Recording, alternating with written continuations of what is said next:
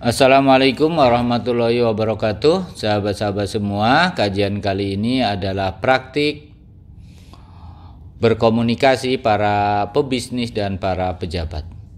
Menarik untuk disimak bahwa batasan kesuksesan bisnis seseorang adalah sejauh kemampuan bahasanya. Jadi ketika dia mampu memiliki bahasa banyak dan dia berbisnis, maka kesuksesannya pun akan mengikuti. Bahasa memang menjadi ruang hampa, ruang yang rumit, ruang yang juga semua menjadi mudah, semua menjadi sangat mudah. Bagi para pebisnis, bahasa adalah alat untuk beriklan atau memujuk calon konsumen, sehingga akan selalu terpikat dengan kata-kata yang selalu berkaitan dengan untung, sangat untuk, mendadak kaya, kaya raya dengan mudah, dan lain sebagainya. Begitu juga bagi ibu guru, bahasa berguna untuk memperjelas pelajaran, untuk menganalisis bagi para mahasiswa. Bagi para pejabat, bahasa untuk lebih memperjelas visi, misi, dan tujuan. Begitu juga para pejabat dalam berkomunikasi juga untuk mempertahankan jabatannya.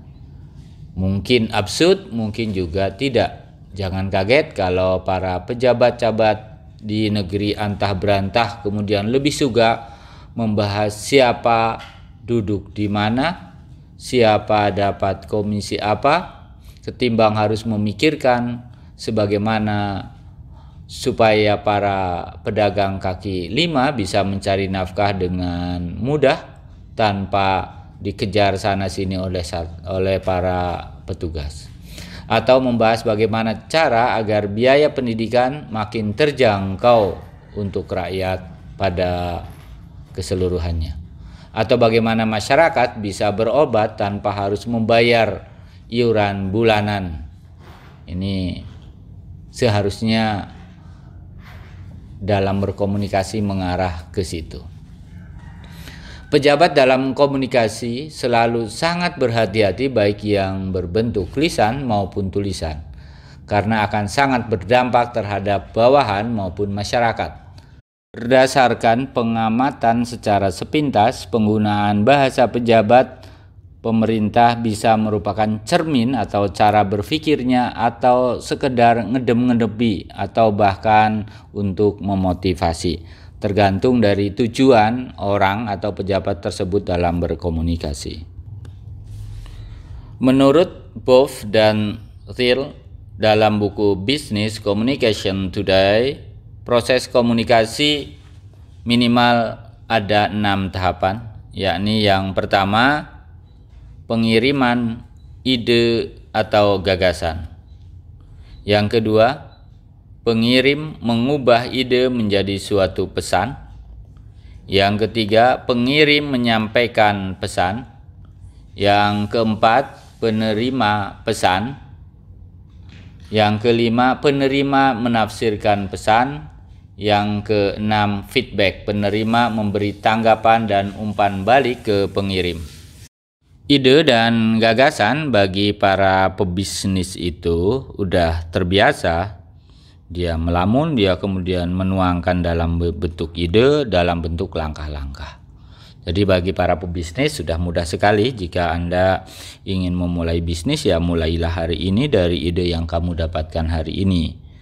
Tetapi menjadi persoalan ketika komunikasi itu komunikasi sosial, yang saya contohkan yang paling mudah para pejabat. Para pejabat itu hanya kemudian mereka membaca ide-ide gagasan orang lain yang tidak muncul dari dirinya. Bukan karena pejabatnya tidak punya ide, tapi karena pejabat itu kegiatannya sangat-sangat padat, sehingga idenya dititipkan kepada para staf ahlinya, pada stafnya. Sehingga ketika berpidato, bukan ide atau gagasannya yang muncul. Sangat berbeda dengan para pebisnis. Pebisnis itu menjalankan idenya yang muncul dari dirinya atau ide orang lain yang muncul pada dirinya dan dia sanggup untuk melakukan. Jadi kalau mau menjadi para pebisnis, mulailah berkomunikasi dengan orang-orang sukses, menggali dari mereka. Untuk yang paling mudah bagi teman-teman yang mau berbisnis, carilah orang yang paling sukses di lingkungan RT Anda atau RW Anda atau dusun Anda.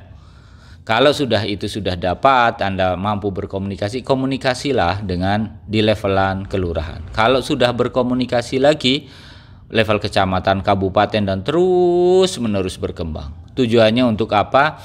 Untuk menggali potensi yang ada dalam diri kita. Bisa mengkaji tentang ide gagasan ini menjadi menarik karena apa? Kita melihat orang-orang yang aktif di dunia perguruan tinggi, ketika masuk ke birokrasi, suaranya menjadi berubah. Ide pikirannya dibatasi oleh ruang dengan kebijakan-kebijakan atasannya, maka tidak memiliki kebebasan. Beda dengan kita berbicara di kampus, yang menjadi muncul dalam ide kita bisa dituangkan dimanapun. Sementara ketika menjadi pejabat, itu langsung berubah.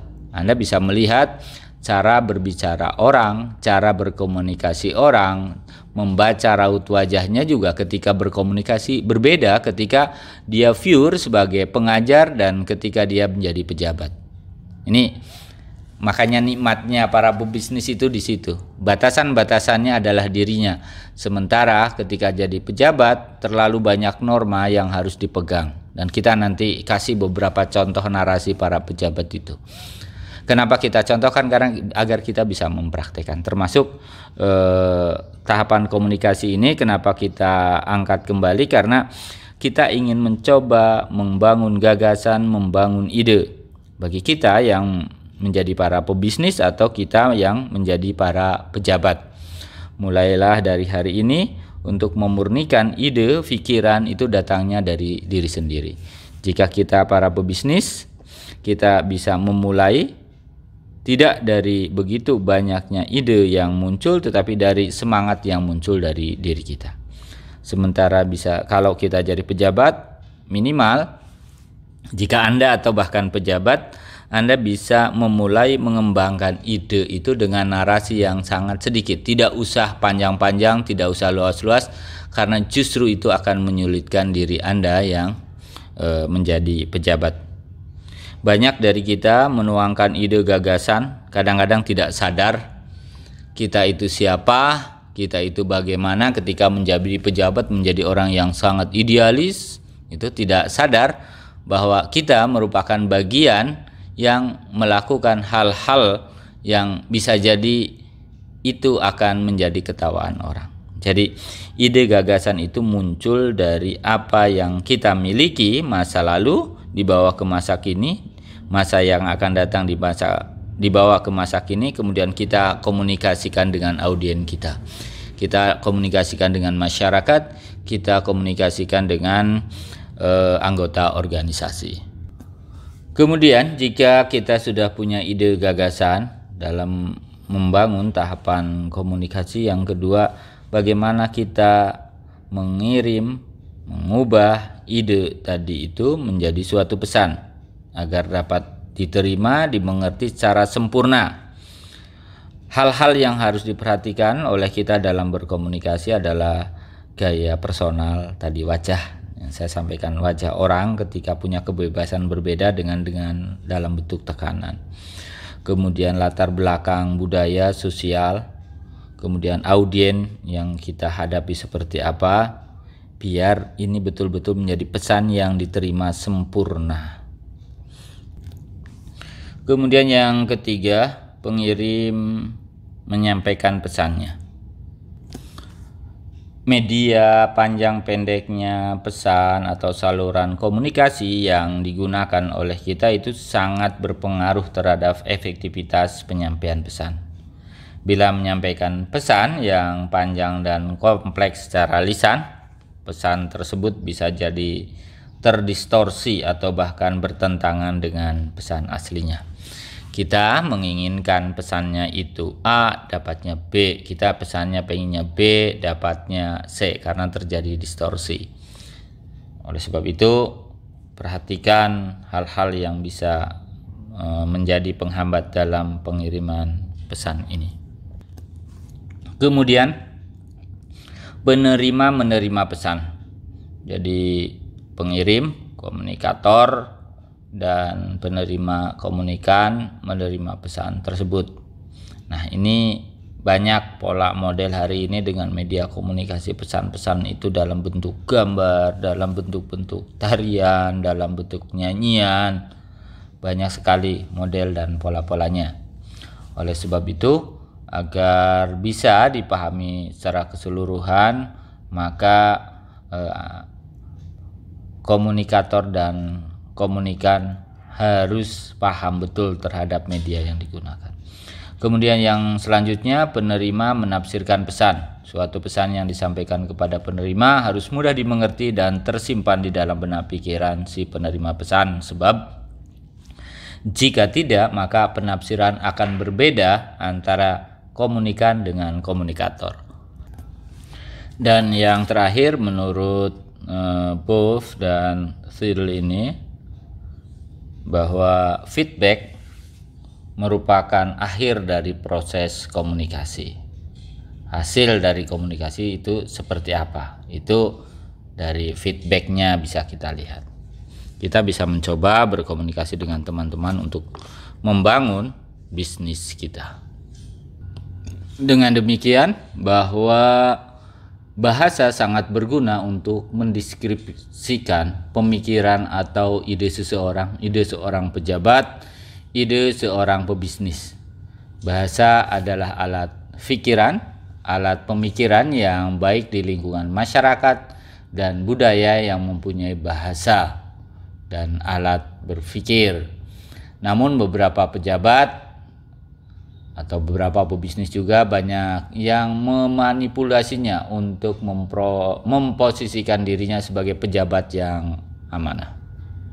Dan untuk para pebisnis, bagaimana dia dengan bahasa ini akan mendapatkan keuntungan yang sebesar-besarnya dengan modal yang sekecil-kecilnya.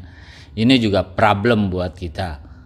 Berawal dari cara berpikir, dari pikiran seseorang, kemudian dituangkan dalam bahasa, dan bahasa itu disampaikan oleh komunikator kepada komunikan.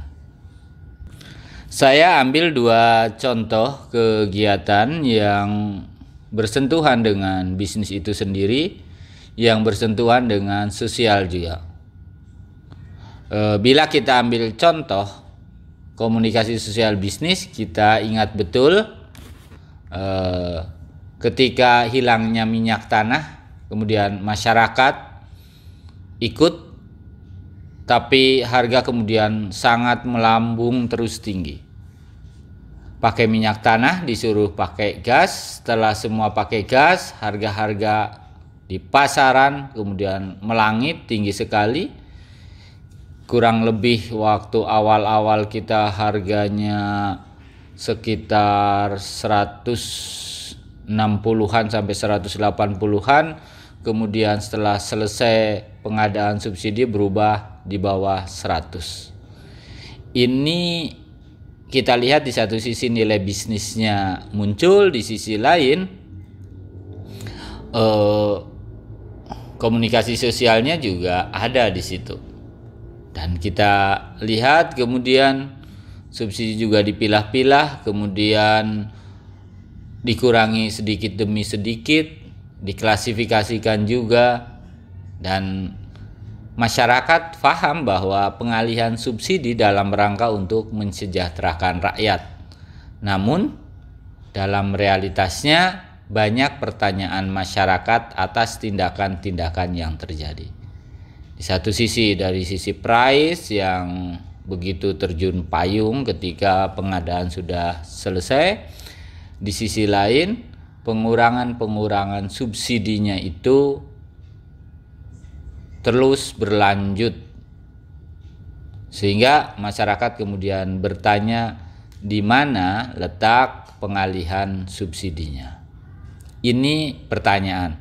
Bangunan komunikasinya, salah satu saya kasih tahu bahwa kalau kita lihat dari bangunan komunikasinya, dengan beralihnya masyarakat dari subsidi dari penggunaan minyak tanah ke gas, berarti komunikasi yang dilakukan oleh para pejabat baik terhadap masyarakat, dan masyarakat pun menerima atas kondisi yang diceritakan, yang disampaikan, yang dikomunikasikan oleh pejabat kepada masyarakat.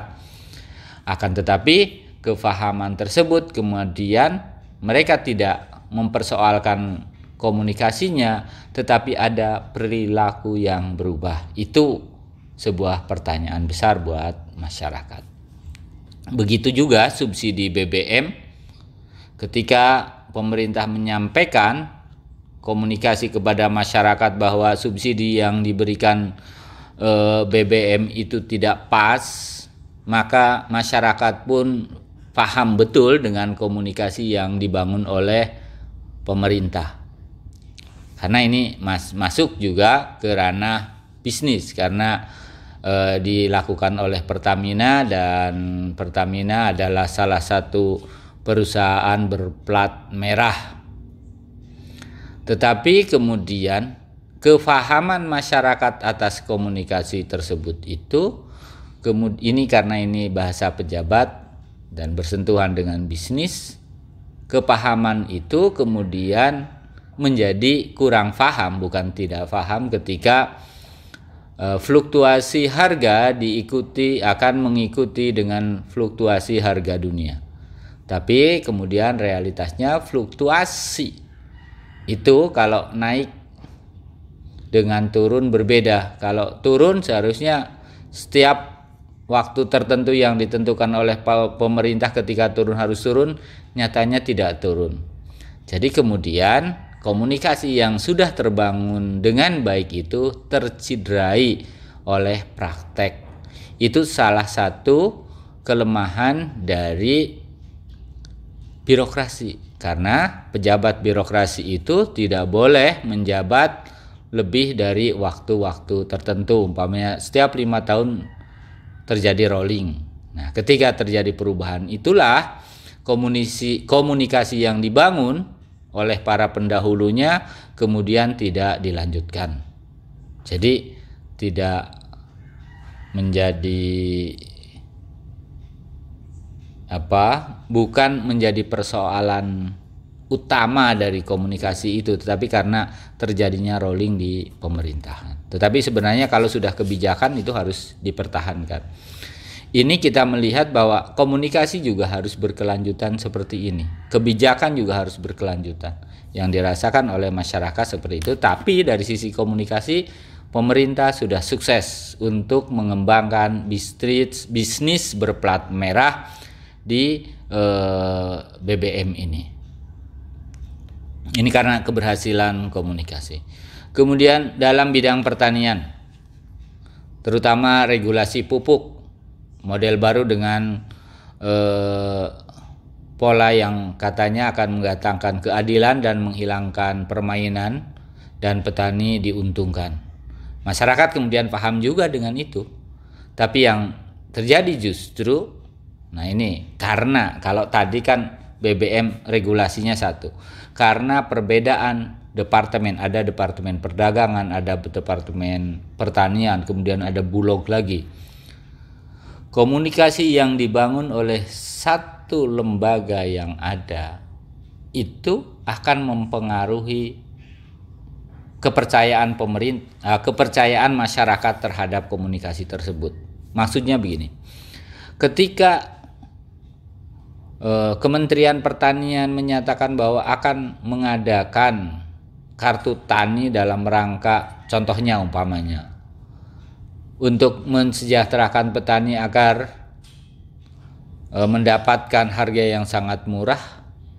Namun di sisi lain justru regulasi ini banyak hambatannya, terutama karena kita tahu sendiri kita Indonesia itu salah satu negeri yang sedang membangun demokrasinya, dan bangunan itu kemudian terseok-seok oleh budaya dalam tanda kutip yang kemudian merubah aturan menjadi aturan dalam pemahamannya, lubang kecil dijadikan lubang besar, dan dampaknya adalah masyarakat petani yang HPP-nya aja untuk pertanian itu hanya mungkin di zero growth, tetapi justru harga padinya sangat murah, harga berasnya sangat murah. Ironinya kan di situ. Semua harga bahkan pupuk sangat naik, tetapi harga beras harus tetap bertahan. Ini ironi para petani. Tapi intinya komunikasi yang dibangun oleh para pejabat terhadap petani bisa diterima, tetapi kemudian banyaknya peran dari masing-masing kementerian maupun badan usaha berplat merah maupun bulog dolog itu kemudian menghambat suksesnya komunikasi yang dibangun oleh pemerintah. Kemudian bahasa di era global. Kita sadar betul bahwa hari ini semua serba online, semua serba digital. Sampai-sampai pejabat sangat mudah mengatakan semuanya online, semuanya sudah digital. Dan kemudian masyarakat pun paham dengan narasi ini. Dan sebenarnya tidak mudah untuk menyampaikan hal ini. Namun kadang para pejabat tidak sadar bahwa digital, online itu juga butuh sentuhan orang. Butuh wise seseorang pejabat. Sehingga kalau itu tidak didapatkan, maka online dengan tidak online itu sama. Nah, itu dirasakan oleh masyarakat, sementara pejabatnya masih selalu bicara online, digitalisasi, onlineisasi, digitalisasi. Padahal komunikasi yang dibangun itu masyarakat ketawa. Kenapa tidak seperti yang disampaikan? Nah, ini hambatan-hambatan yang kita lihat dalam berkomunikasi. Beberapa kita lihat hal tersebut di lapangan. Dan kita sebagai orang yang terjun di dunia akademik harus mampu membaca itu, bukan dilihat dari sisi komunikasi yang bernilai negatif, tapi justru kita membangun komunikasi itu sebelum kita menjabat, agar pada saatnya kita menjabat tahu betul apa yang sesungguhnya dibutuhkan dalam komunikasi, agar masyarakat memiliki kepercayaan, dan pada saatnya bagaimana nanti pemerintah mampu mencerdaskan masyarakat dan mampu mensejahterakan masyarakat yang berkeadilan.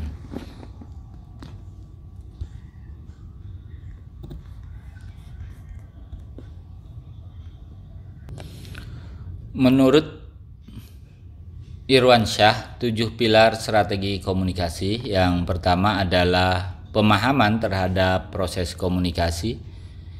Yang kedua, good thinking, penggunaan pikiran. Yang ketiga, memahami bahasa, kejelasan pesan, daya persuasi, kelengkapan pesan, keinginan baik. Nah, itulah 7 pilar strategi komunikasi. Tapi yang terpenting untuk para pejabat maupun para pedagang, goodwill ini, keinginan baik itu menjadi suatu hal yang akan muncul dari diri kita, dan itu akan mewarnai jabatan kita dan mewarnai produk kita.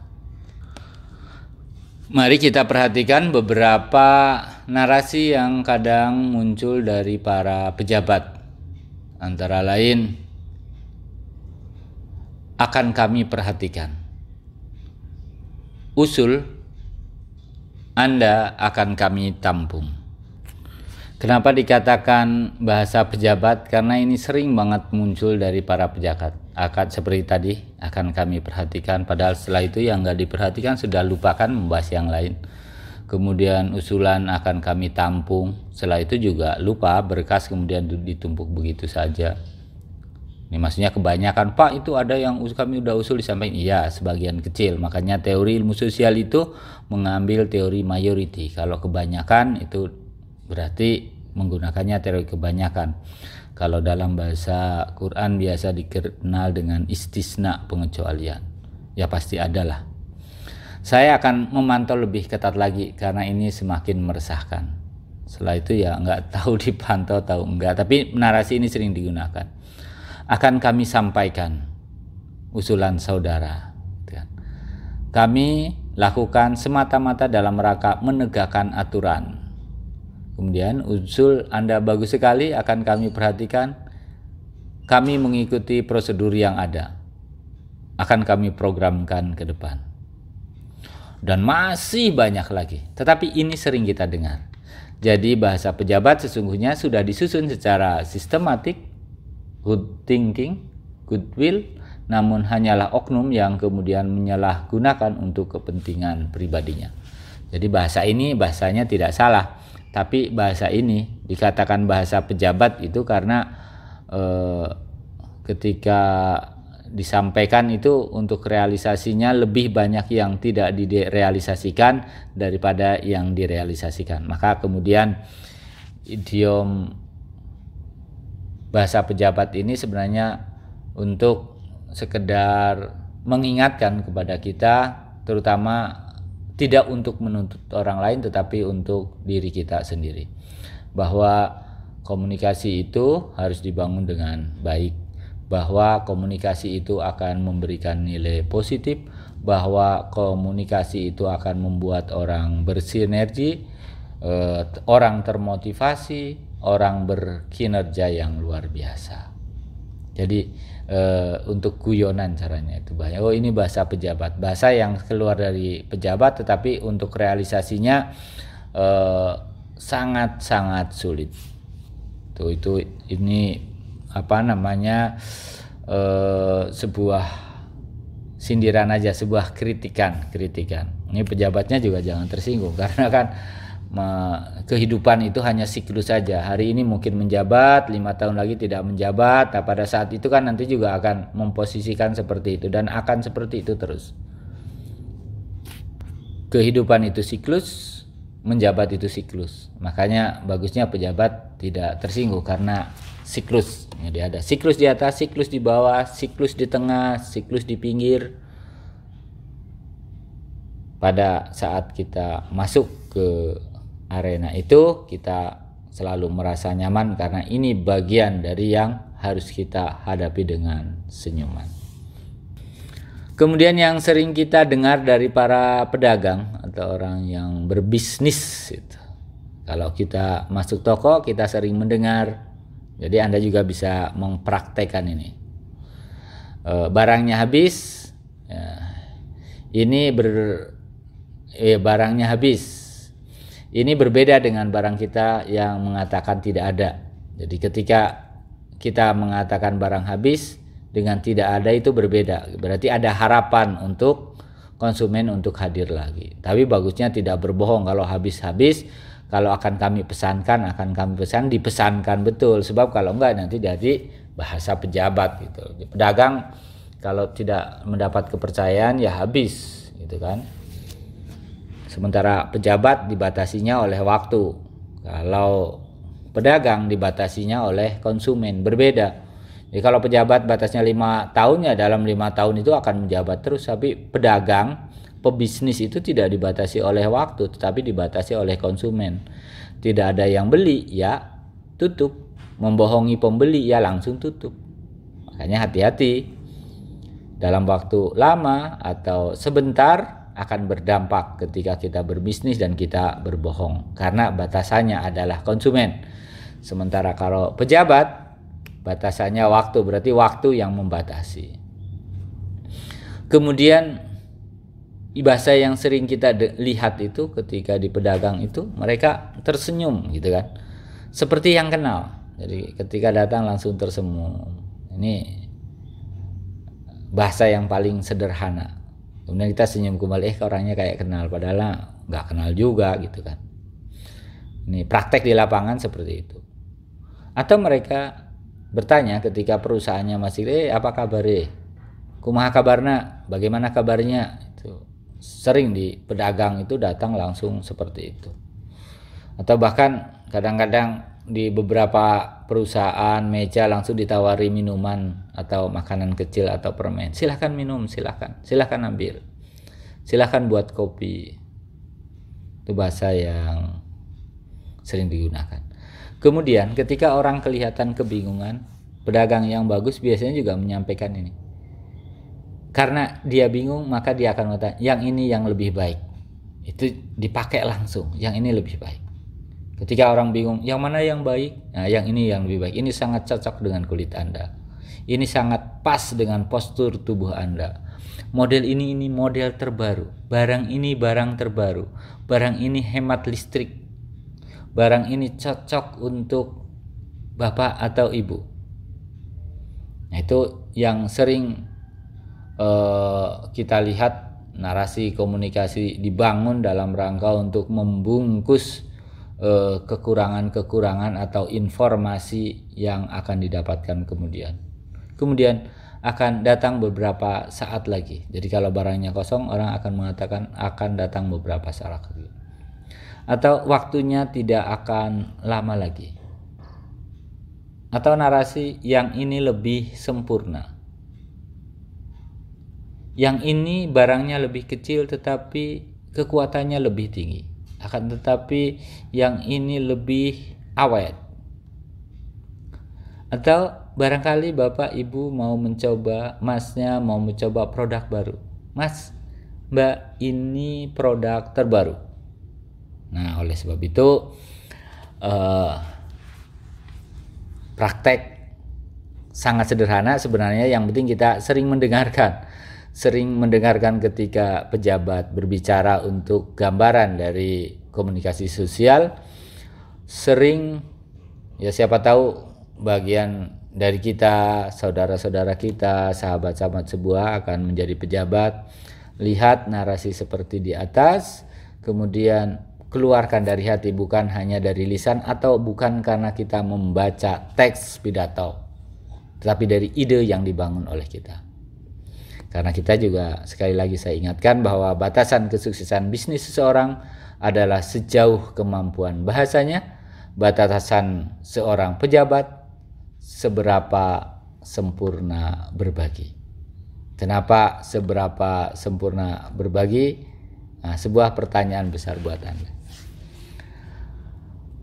Komunikasi yang dibangun atau sebuah ajakan yang simpati dan memotivasi muncul dari bibir seseorang, dari mulut seseorang yang punya niat baik atau sekedar pemanis narasi.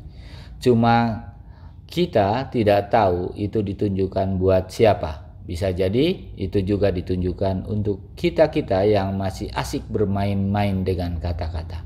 Nah, siapapun kita, bahwa berkata jujur itu adalah strategi Muhammad. Berkata manis, berkata lemah lembut, berkata apa adanya adalah strategi Muhammad dalam membangun kebahagiaan dunia dan akhirat.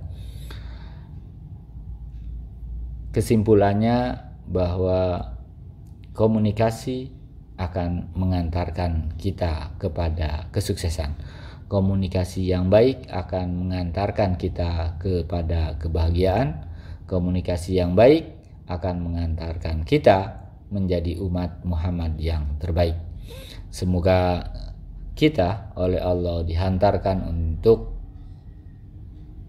mampu membangun komunikasi yang berkualitas, yang baik, yang lemah lembut, yang bermakna dalam rangka khalifah fil ard. Kurang lebihnya mohon maaf. Assalamualaikum warahmatullahi wabarakatuh.